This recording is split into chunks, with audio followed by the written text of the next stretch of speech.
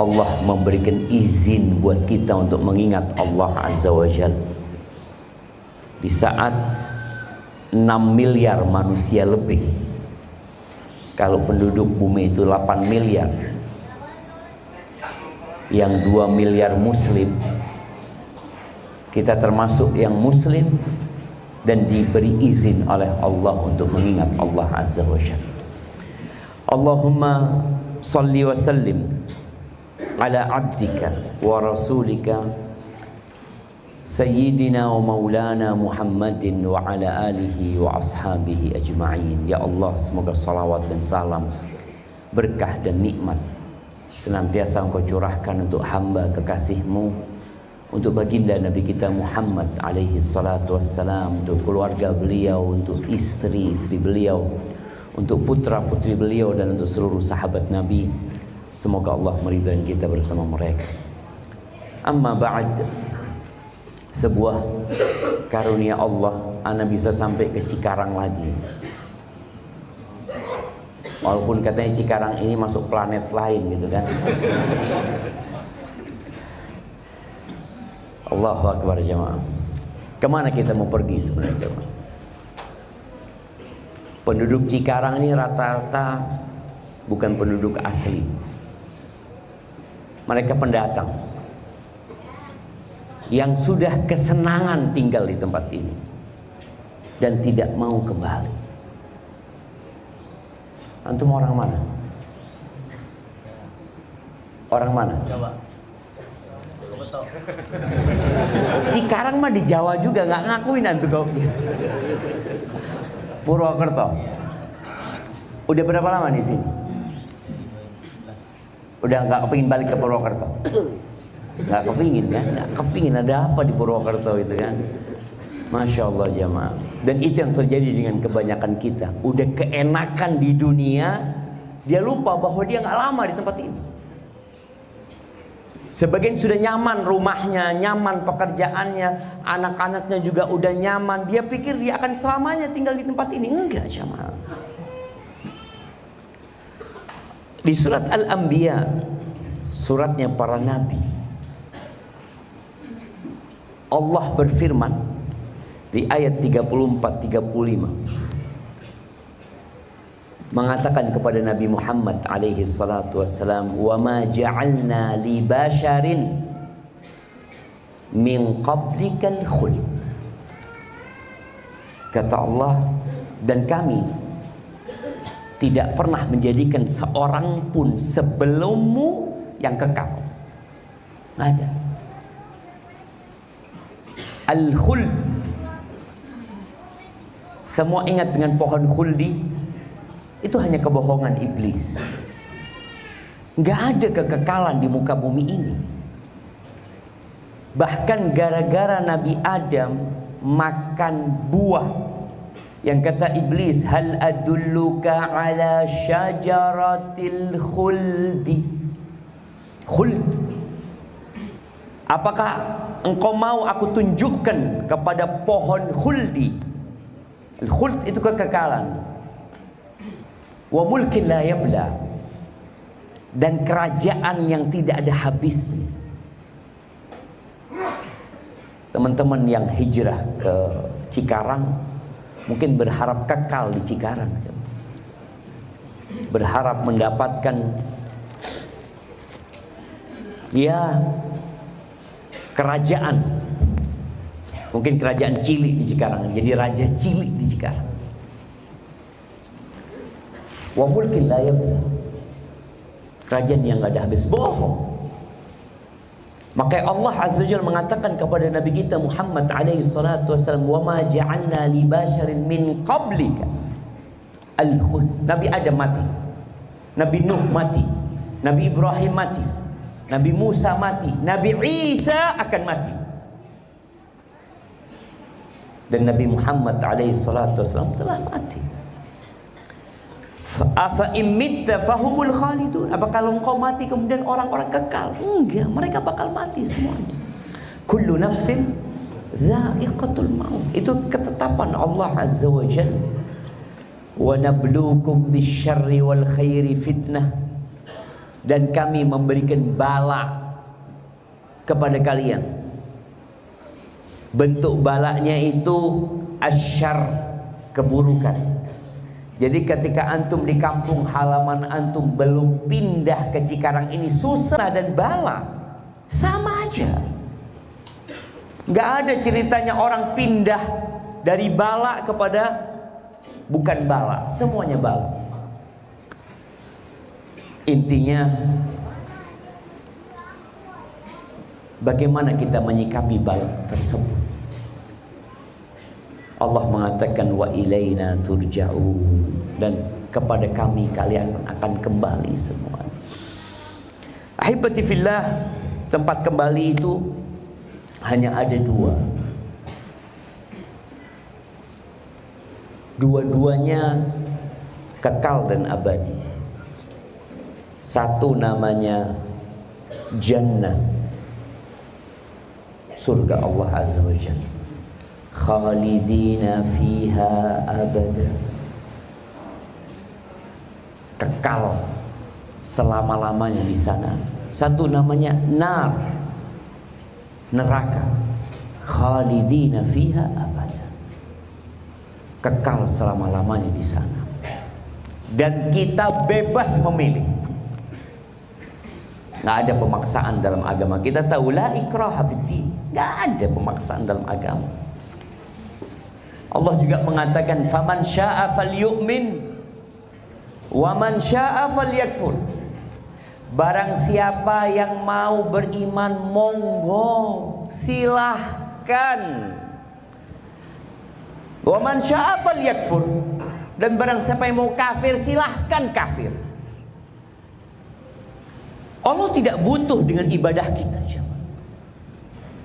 tapi semua akan mendapatkan konsekuensinya atas pilihan hidup dia. Dan kalau kita benar ingin masuk surga Allah Azza wa Jalla, berat lu masuk surga itu. Mau enak aja harus meninggalkan Purwokerto, iya mas.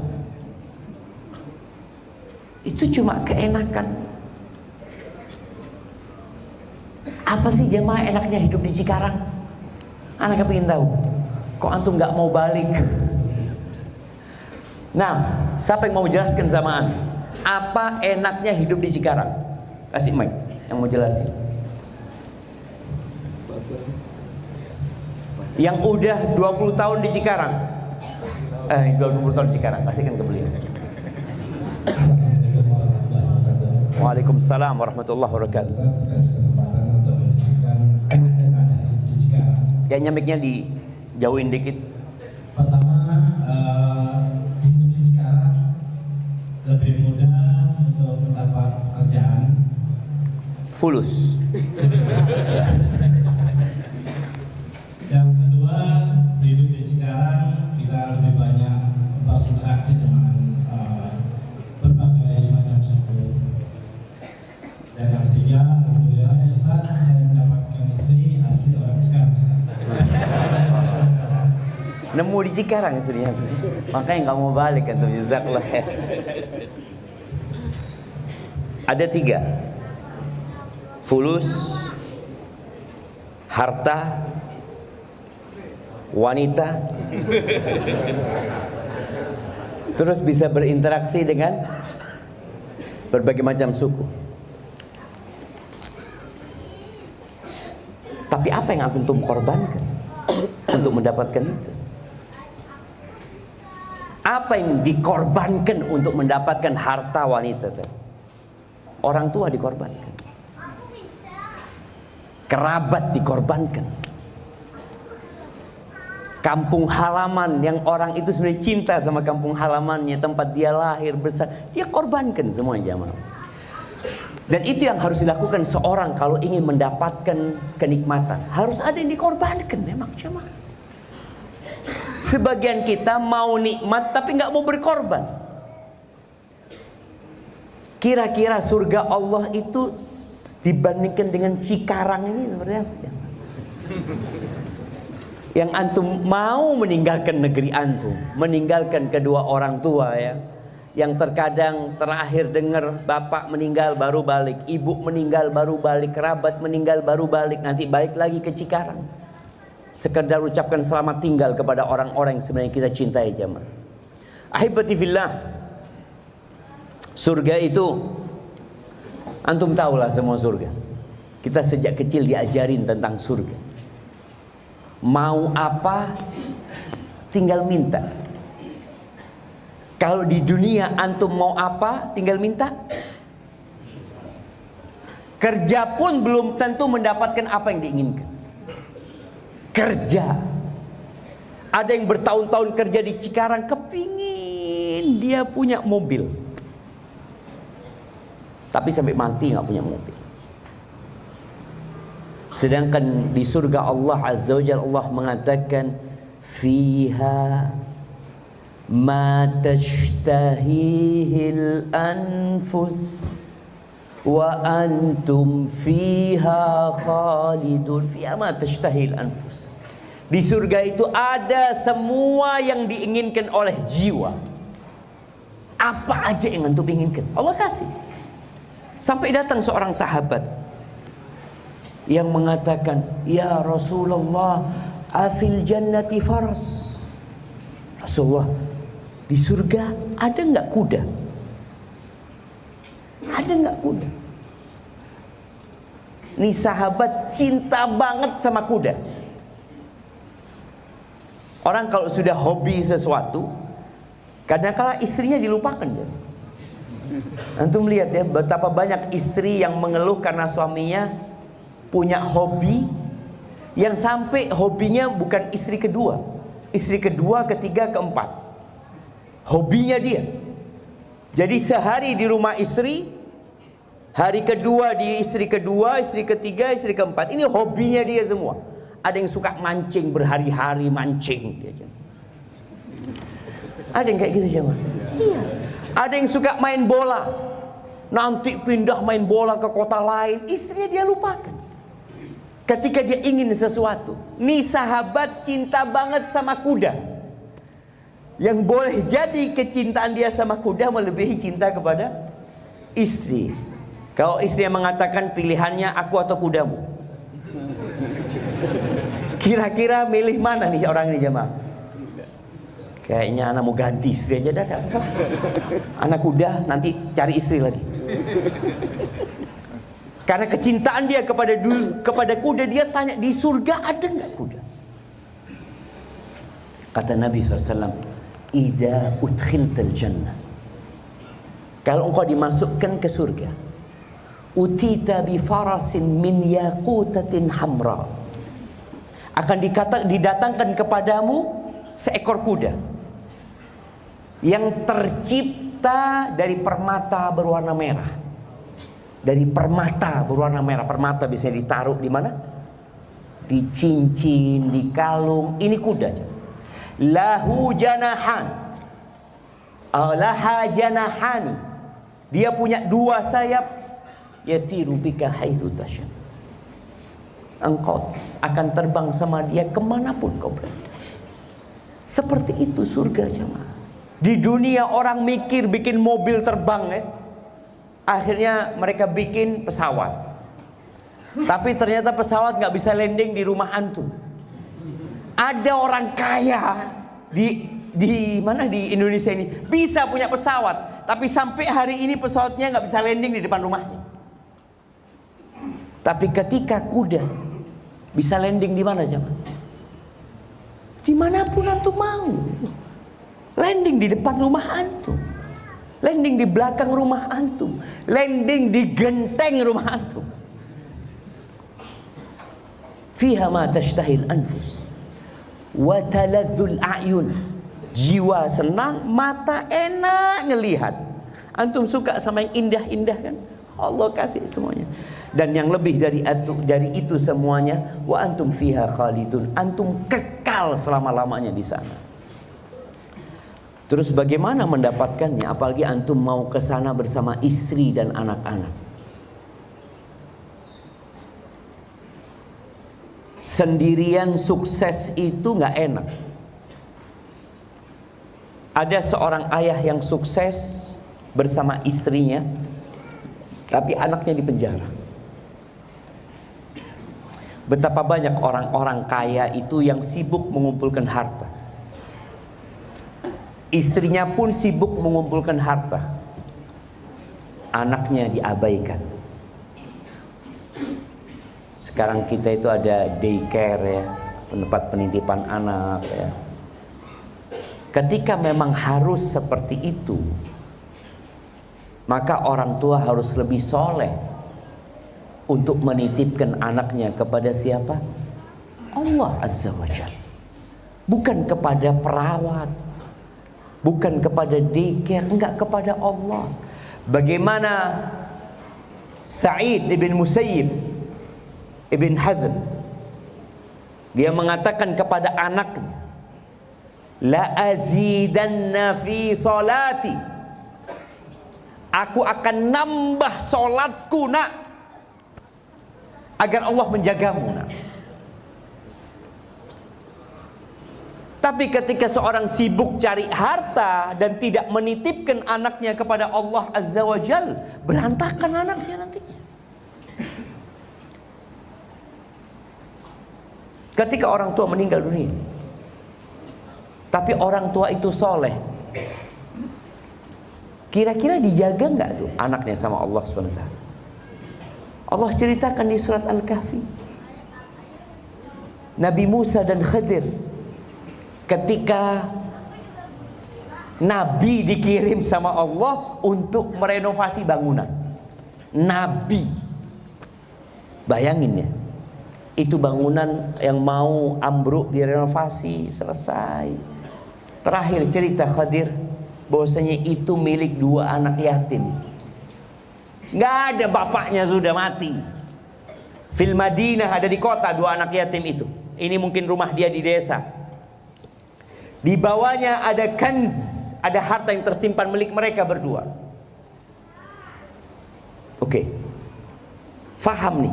Nabi Musa faham cerita. Oh, ternyata Khidir ini merenovasi bangunan. Bangunan ini milik anak yatim dan di bawahnya ada harta. Tapi kenapa gitu loh? Kenapa harus melakukan itu? Wa kana abuhuma shalihah. Ini poinnya. Bapak 2 anak ini adalah orang soleh. Orang soleh bapaknya. Bukan masalah hartanya, bukan masalah rumahnya. Karena kenapa sampai Allah kirim? Karena bapaknya orang soleh. Ahibati fillah, di surat At-Tur Allah ceritakan tentang obrolan penghuni surga. Ketika mereka sudah masuk surga,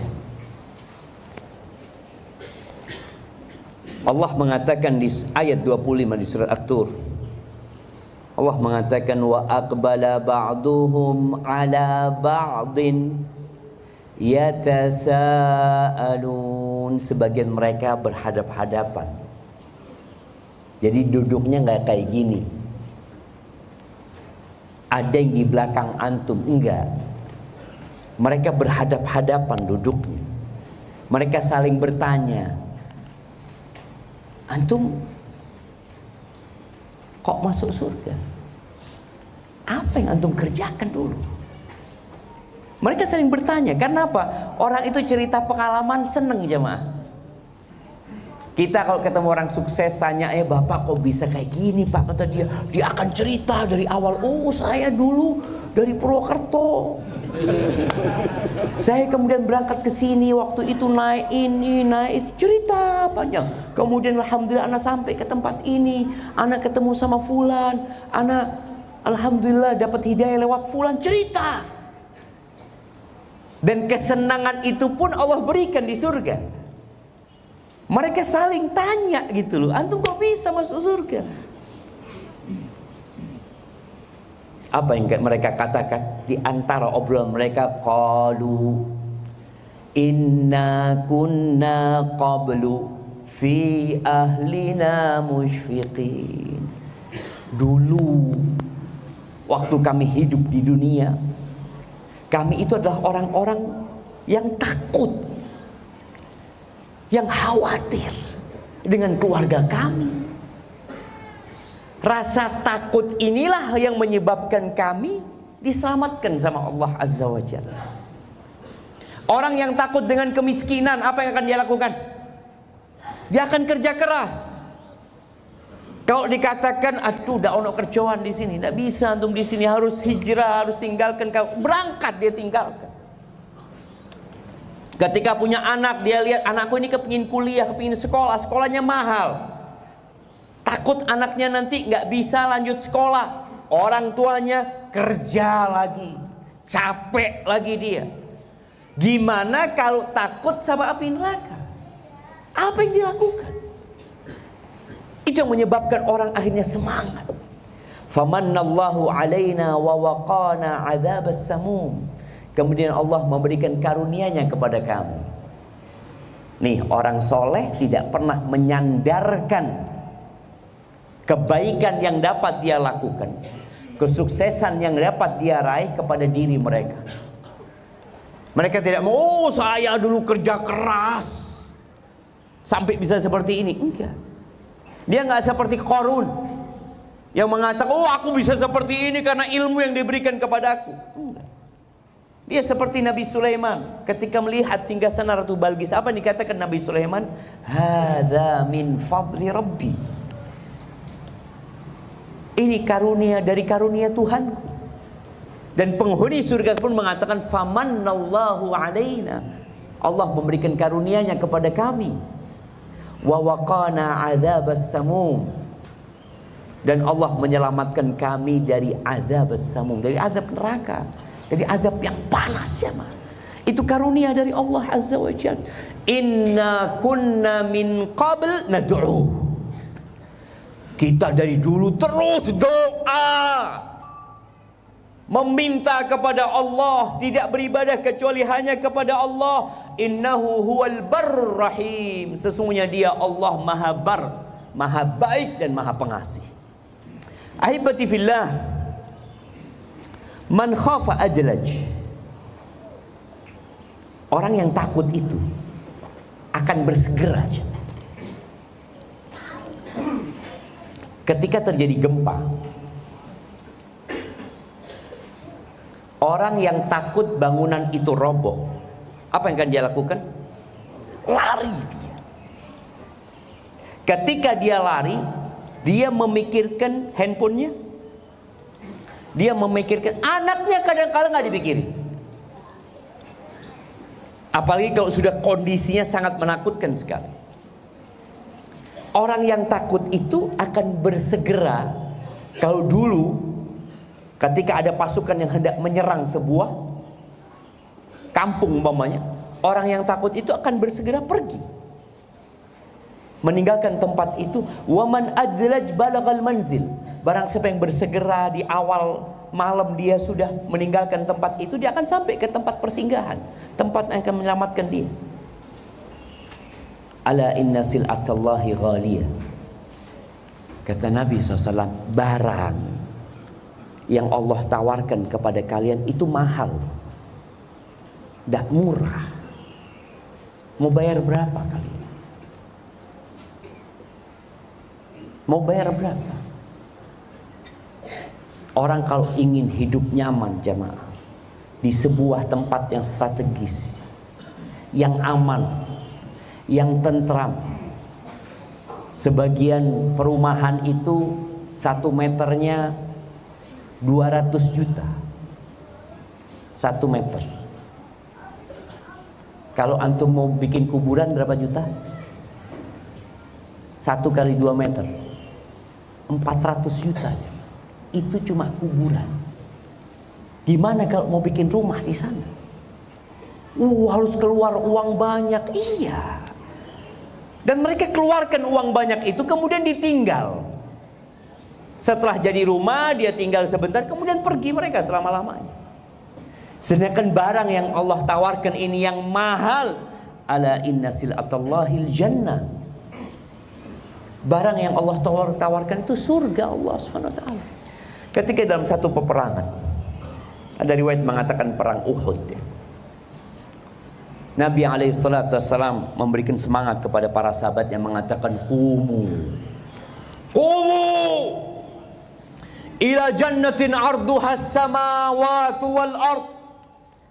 Kalian bangkit semuanya, kalian bergerak semuanya menuju ke surga yang luasnya seluas langit dan bumi ini. Seorang sahabat yang di samping Nabi SAW dengar. Lalu dia mengatakan, ya Rasulullah, jannatun arduha samawati wal ard. Yang ditawarkan ini surga yang luasnya seluas langit dan bumi.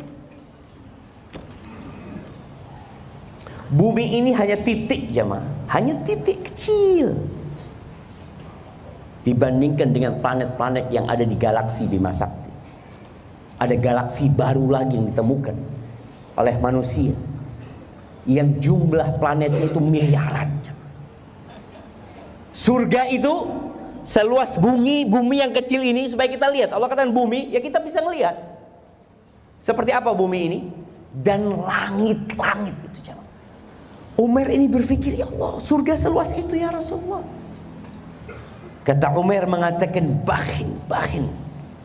Ucapan yang penuh keheranan jemaah. Kata Nabi SAW, maha malakan. Gimana orang dikasih kabar gembira jemaah untuk masuk surga? Apakah kemudian Umar pulang ke rumahnya? Tidak jadi perang? Ya Rasulullah, penghuni surga lah. Udah jazakallah khair, pulang ke rumahnya. Umar langsung mengeluarkan beberapa butir kurma. Dia makan kurma untuk menguatkan dirinya perang ini.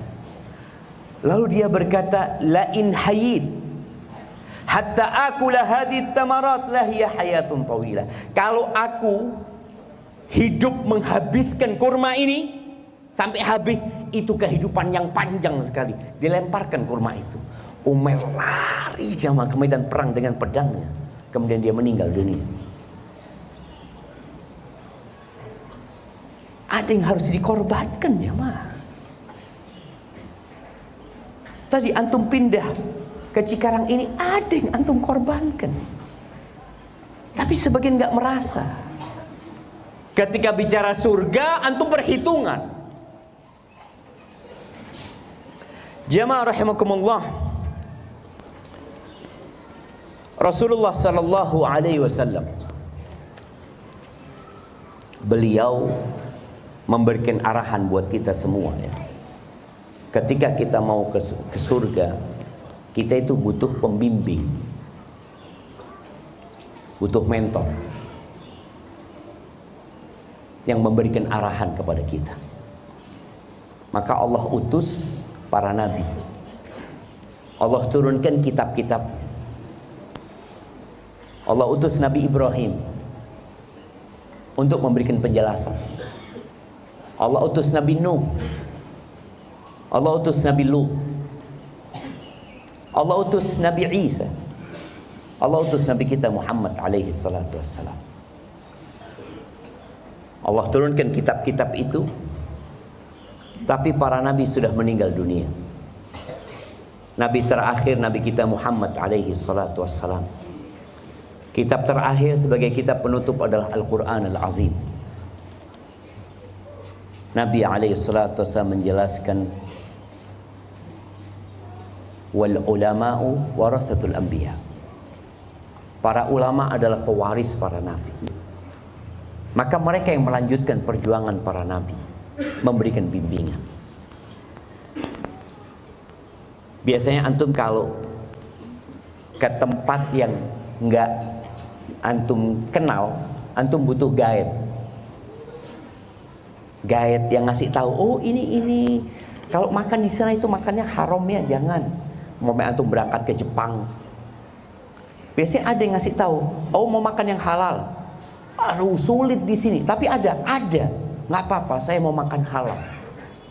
Berangkat ke tempatnya jauh, kemudian tempatnya nggak bagus, lalu mahal lagi. Antum beli. Kenapa? Karena ada yang ngasih bimbingan sama antum. Dan karena perjalanan ini panjang, antum perlu sohib, perlu kawan. Dan kawan dalam kehidupan ini boleh jadi orang tua antum, boleh jadi anak antum, dan boleh jadi istri antum, atau suami buat para istri. Tapi ternyata ada pasangan hidup yang tidak mau diajak bersama ke surga Allah Azza wa Jalla. Seperti siapa? Istrinya Nabi Nuh. Nabi Nuh itu 950 tahun berdakwah, dan istrinya nggak beriman. Sebagian kita mungkin mendapati seperti itu. Nabi Lut alaihissalam sama juga istri. Tapi sebaliknya, ada yang istrinya beriman tapi suaminya nggak mau. Siapa contohnya? Istrinya Fir'aun. Istrinya Fir'aun. Allahu Akbar jemaah. Buat para akhwat ya, yang punya suami seperti Fir'aun. Adakah suami yang kayak Fir'aun jemaah? Insya Allah nggak ada sekali. Anak kemarin membaca sebuah fatwa yang sampai hari ini anak kebayang bahwasanya banyak pertanyaan yang anak jawab kayaknya anak salah jawab. Seorang perempuan ini telepon di salah satu televisi. Dia mengatakan, Syekh, anak seorang istri, punya anak 5. Suami anak peminum, minum khamr. Suami anak sudah nggak sholat macam-macam. Apa yang harus anak lakukan, Syekh? Subhanallah ya. Yang jawab ini umurnya sudah 84 tahun, Syekh. Artinya sudah punya pengalaman hidup yang panjang sekali. Syekh itu tanya, keluargamu ada? Nggak ada, Syekh. Aku dari desa, sedang ini di kota, jauh tempatku. Taib, kalau engkau bercerai, ada yang bisa memberi makan buat engkau dan anak-anakmu? Kayaknya nggak ada, Syekh. Akhirnya tanya, Syekh ini berkaitan dengan kehidupan dia kalau berpisah. Setelah panjang pertanyaan itu, Syekh itu mengatakan, engkau jangan cerai. Syekh, suamiku ini, kata dia, udah peminum dan tadi malam, iya, cerita tadi malam, Syekh, dia itu masuk rumah ketika aku sedang sholat malam dan aku baca Quran. Itu sama suamiku, Qurannya diambil, dirobek, dibuang ke kamar mandi. Mabuk suaminya. Kata Syekh, iya, jangan cerai. Kenapa, Syekh? Kata dia, kalau engkau cerai, akan ada 6 pemabuk nantinya. Akan ada 6 pemabuk. Kalau engkau pulang, anak-anaknya hidup sama bapak, akan ada 6 pemabuk, kata Syekh. Kata Syekh, bertahanlah engkau, kata dia. Bertahanlah sampai engkau berdoa, mohon sama Allah, perbaiki suamimu, kata dia. Perbaiki suamimu, kata dia. Setahun kemudian, Syekh ini lagi live, ada yang telepon. Perempuan ingat, Syekh Arafti nih, kata dia, engkau masih ingat sama aku, kata dia. Nggak, aku lupa, kata engkau siapa, kata dia. Syekh, ana dulu yang pernah telepon sama engkau, Syekh. Oh, suamiku peminum ya, yang dia sempat merobek Quran, kata dia. Engkau katakan aku jangan pisah, kata dia. Iya, kata dia, Bashiri ini gimana kondisi suamimu sekarang? Alhamdulillah, Syekh, suamiku sekarang yang buka pintu masjid kalau sholat subuh. Nggak pernah dia tinggalkan sholat berjamaah. Jadi memang ada perjuangan jamaah yang perlu dilakukan. Iya, Nabi SAW memberikan arahan kepada kita, ketika engkau hendak masuk surga bersama keluargamu, maka jangan salah pilih pasangan hidup. Itu di awal ketika kita hendak menikah. Tapi kadangkala kita ini dapat hidayahnya setelah nikah. Bukan bicara milih. Sekarang Anda sudah punya anak dan istri Anda nggak mau diajak bertakwa kepada Allah. Atau sebagian wanita mengatakan suami Anda nggak mau diajak hijrah. Apa yang perlu dilakukan? Perlu bersabar. Proses kadangkala perlu dilakukan. Namun pada saatnya boleh jadi perceraian menjadi solusi. Nabi kita Muhammad alaihi salatu wassalam di surat Al-Ahzab ayat 28-29. Ayat ini kira-kira turunnya di tahun ke-9 Hijriah. Kalau perang Ahzabnya itu tahun ke-5. Di tahun ke-9 Hijriah, Nabi SAW melihat istri-istri beliau itu sudah beda visi dan misi. Banyak tuntutan. Siapa yang istrinya banyak tuntutan, jemaah? Minta ini, minta itu. Lupa bahwasanya kita nggak lama dalam kehidupan dunia ini. Abu Darda ya, pernah istrinya itu ngomong sama suaminya. Abu Darda ini ada di Syam, dekat sama Khilafah Umayyah pada waktu itu, khalifahnya Muawiyah. Ngomong sama suaminya, "Bang, engkau kok nggak minta sama khalifah sebagaimana fulan minta ya untuk memperbaiki taraf hidupnya?" Dan bagi para jamaah yang mak-mak juga, kalau engkau ingin hidup menderita dan merana, bandingkan hidupmu dengan orang lain. Bandingkan suamimu dengan suami orang. Bandingkan anak-anakmu dengan anak orang. Itu awal dari penderitaan. Allah bedakan kita sama mereka.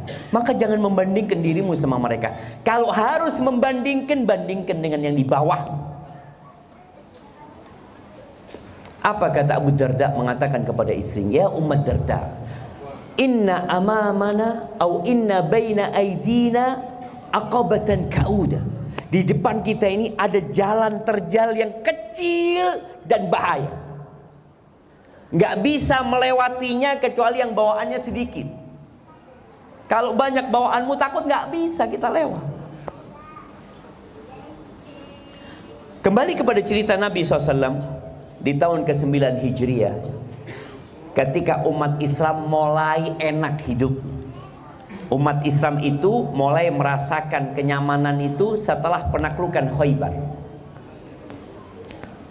di tahun ke-7 Hijriah. Sebelum itu Nabi sudah pernah mengatakan kepada para sahabatnya, wallah, kata Nabi SAW, mal faqra akhsha alaikum, demi Allah aku tidak takut kalian ditimpa kefakiran. Aku nggak takut. Nabi menyebutkan harta itu akan disiramkan kepada kalian nanti. Dan sebagian kita sudah merasakan itu. Ini istri-istrinya melihat sahabat-sahabat hidupnya mulai enak ini itu. Kok mereka sebagai istri Nabi nggak bisa merasakan itu? Ya banyak tuntutan. Akhirnya Nabi SAW mengilat mereka. Beliau bersumpah tidak mau mendekati mereka selama 1 bulan. Jadi suami itu kalau mendidik dan mengajak istrinya ke surga, yang nggak mau diajak dengan cara mau'idhah hasan. Mau'idhah hasan, kasih nasihat. Kalau nggak mau dikasih nasihat, apa tahapan selanjutnya? Apa jamaah? Kalau istri nggak mau dikasih nasihat, apa? Pisah ranjang, bukan tidak? Pisah ranjang. Jadi kalau suami ngasih nasihat istrinya nggak mau, tapi dihubungin sama suaminya, udah sulit kasih nasihat. Karena sang istri beranggapan, oh engkau butuh sama aku. Nabi SAW bersumpah tidak menjamah istrinya selama 1 bulan. Semua istri. Jangan antum berpikir, oh Ustaz, iya anak istrinya cuma 1. Kalau yang ini anak pisaran, jangan anak kemana lagi larinya. Ini Nabi SAW semuanya ditinggal. Beliau tinggal di sebuah gubuk, ya, ada rumah di kebun selama 1 bulan. Sampai tersebar berita Nabi SAW menceraikan istri-istri. Karena Nabi gak pulang ke rumah, ini sudah. Dari situ ke masjid, balik ke situ, gak ada ke rumah istrinya. Setelah 1 bulan Nabi balik menjumpai istri-istri. Pada waktu itu 29 hari. Aisyah tanya, ya Rasulullah, engkau bersumpah 1 bulan? Iya, kata Nabi SAW, bulan itu seperti ini, seperti ini, seperti ini. Dan bulan itu seperti ini, seperti ini, seperti ini. Bulan itu 30 hari atau 29 hari. Akhirnya turun firman Allah di surat Al-Ahzab ayat 28-29. Anak bacakan, kemudian kita masuk ke sesi tanya jawab. Allah mengatakan, ya ayyuhan nabi, wahai nabi, qul li azwajika, katakan kepada istri-istrimu. Nabi tidak mengumpulkan mereka semua. Kenapa? Ada nasihat yang gak bisa di depan umum. Nasihat personal. Sendiri. Datang ke rumahnya Aisyah. Yang pertama dibacakan ayat ini Aisyah. Qul li azwajika, katakan kepada istri-istrimu, in kuntunna turidnal hayatad dunya wa zinataha. Kalau ambisi kalian adalah kehidupan dunia, perhiasan dunia, kemewahan, ketentraman, kedamaian dunia, fata'alaina umatti'kunna wa usarrihkunna sarahan jamila. Kalau itu yang kalian inginkan, ya kemari kalian.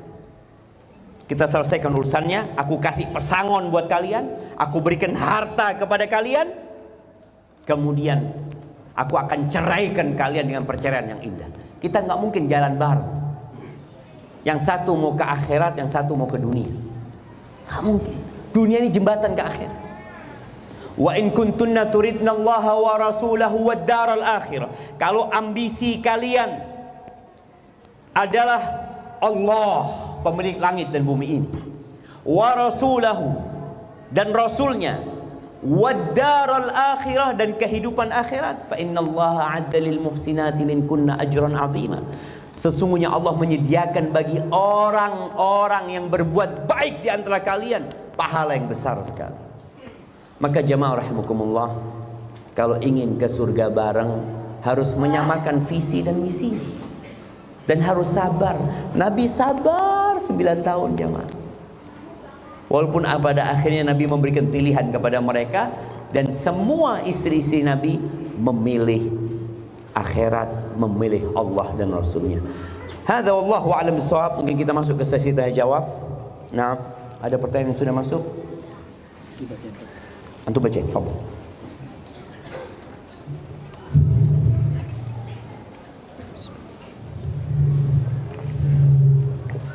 Assalamualaikum Ustaz, izin bertanya, jika seseorang ditempatkan di neraka, apakah masih bisa untuk masuk surga? Jika bisa, dengan cara apa Ustaz? Syukran jazakallahu khairan. Jamaah rahimakumullah, kita nggak tahu masuk surga atau masuk neraka, tapi Allah tahu. Sebagaimana kita nggak tahu kalau kita ini ditetapkan miskin atau kaya, nggak ada yang tahu. Apa yang kita tahu? Yang kita tahu, kita diperintahkan untuk bekerja, beramal. Allah berikan akal, Allah berikan hati, Allah turunkan Al-Quran, Allah utus nabinya menjelaskan mana jalan ke surga, mana jalan ke neraka. Tugas kita sekarang adalah beramal. Ketika Nabi alaihi salatu wassalam sedang di kuburan Baqi, sedang menguburkan jenazah. Ada seorang sahabat yang bertanya, "Ya Rasulullah, aya'lamu rabbuna ahlal jannati min ahlin nar?" Allah udah tahu nggak siapa di antara kita yang masuk surga dan siapa yang masuk neraka? Kata Nabi, "Nah, Allah tahu." Terus sahabat bertanya, "Fafimal amal?" Terus dalam rangka apa kita suruh beramal kalau Allah udah tahu? Apa kata Nabi SAW? "I'malu fakullun muyassarun lima khuliqa lahu." Kalian tugasnya beramal, bukan mikir. Kira-kira kalau orang miskin ngomong, kayaknya anak ditakdirkan miskin kayaknya. Ada yang berpikir seperti itu? Nggak ada. Dia ngomong, ya harus kerjalah, berusaha. Siapa tahu? Itu kita nggak tahu. Maka berapa banyak orang yang dulunya miskin di kampungnya terus jadi kaya.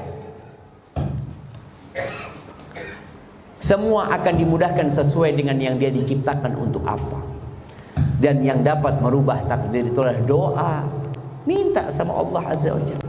Buat apa kita doa? Rabbana atina fid dunya hasanah wa fil akhirati hasanah wa qina adzabannar. Kita disuruh doa, minta sama Allah. Itu yang perlu kita lakukan. Berdoa, memohon kepada Allah, berusaha. Dan kesempurnaan manusia itu dengan dua hal. Dengan ilmu dia belajar, dia jadi faham. Yang kedua, dengan semangat untuk beramal. Karena ada orang yang berilmu tapi malas beramal. Ada orang yang beramal tanpa ilmu, ya akhirnya tidak sampai ke tempat tujuan. Hadza wallahu a'lam bissawab. Bismillah, assalamualaikum.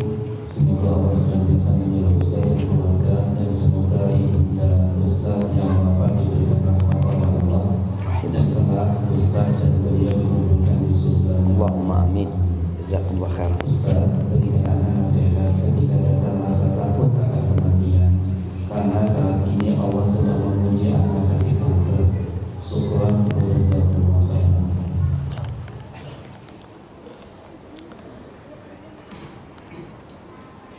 Allahumma arham mautana wa mautal muslimin. Semoga Allah merahmati yang mati dari kita dan dari umat Islam secara keseluruhan. Kematian itu hadimul ladzat, pemutus segala kelezatan. Jadi takut kepada kematian itu ada dua macam. Takut yang tabi'i, yang natural, memang orang takut sama kematian. Tapi ada takut kepada kematian yang tercela. Seperti yang Nabi sebutkan sallallahu alaihi wasallam ketika beliau menjelaskan tentang umat-umat itu akan mengeroyok umat Islam. Allah akan berikan wahan di hati umat Islam. Apa? Wahan itu hubbud dunya wa karahiyatul maut, cinta dunia dan takut mati. Ini yang tercela. Tapi kalau takut mati, orang akhirnya ketika jalan itu pakai seat belt ya. Kemudian dia ketika sakit berobat, nggak ada masalah. Itu hal yang wajar. Cuma yang perlu difahami oleh semua manusia ini, penyakit itu tidak menjadi penyebab kematian. Yang menyebabkan orang mati adalah dicabutnya nyawa. Yang menjadikan orang mati itu karena waktunya sudah habis dan rizkinya sudah selesai. Maka itu melihat, kalau bicara dia sakit kanker takut mati, loh mati ini ada orang sehat di lapangan bola mati. Di lapangan bola. Berapa banyak bayi yang baru lahir yang orang tuanya sudah membelikan perlengkapan dia, ternyata bayi itu nggak pernah nyampe rumah, jemaah. Dan berapa banyak orang tua yang menguburkan cucunya, menguburkan anaknya. Jadi bicara penyakit, enggak. Ada orang sakit kanker ya sembuh. Ada orang sakit kepala mati. Ana punya abah beberapa bulan yang lalu atau tahun lalu, itu sakit parah. Ana dampingin beliau di rumah sakit. Parah sekali sakit. Sampai nggak sadar. Nggak sadar artinya nggak sadar dengan orang-orang yang dari sekitarnya. Ana punya paman tiap hari video call. Ana punya paman di Jakarta. Bapak ana itu 10 bersaudara, sekarang tinggal 2. Paman ana yang ada di Jakarta tiap hari video call. Karena dia takut abangnya ini pergi.